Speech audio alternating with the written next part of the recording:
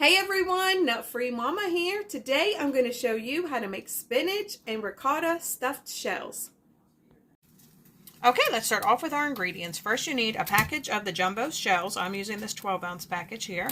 Then you need some spinach. I got an 8-ounce package of frozen chopped spinach and I'm just cooking it for the back of the box with some minced garlic. Then you need marinara sauce. I have these two 23-ounce jars. I might not use all of that.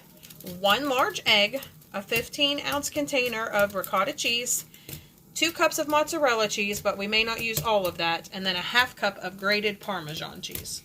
So let's go ahead and get started. We are going to boil water and make our pasta shells and go ahead and get your spinach ready. You could use fresh spinach. You just want to cook it down on the stove and chop it up with some minced garlic.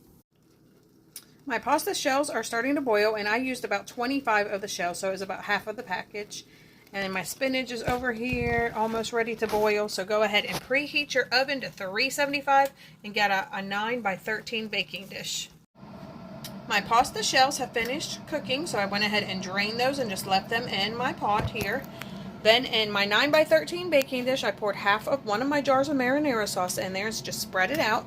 When my spinach was finished cooking down, I went ahead and drained that of the excess water and then added it to the 1 cup of mozzarella cheese, the ricotta cheese, the ½ cup of grated parmesan cheese, and the 1 egg, and just gave that a good stir. So now I'm going to put this into a piping bag and pipe it into my shells and then place them into the sauce.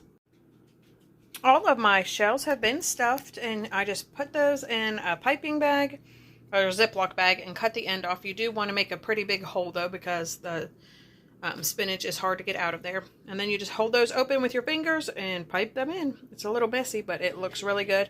And I was able to get 21 of them. You just make extra in case they break, which of course some of mine did break. But like I said, I got 21 of them in here, and now I'm just going to pour extra sauce over top. I poured the rest of my marinara sauce in there, and then I used half of the other jar of marinara sauce.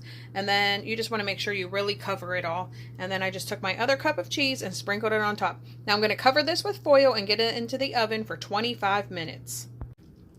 After the 25 minutes was up, I just removed my foil and then cooked this an additional 10 minutes. You just want it to be bubbly.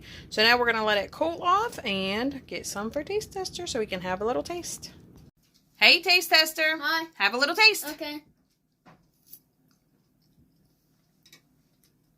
Do you like it? Thank you for my. That's good. All right, everyone. Thanks for watching. Come back and see us again. Don't forget to like and subscribe. Bye.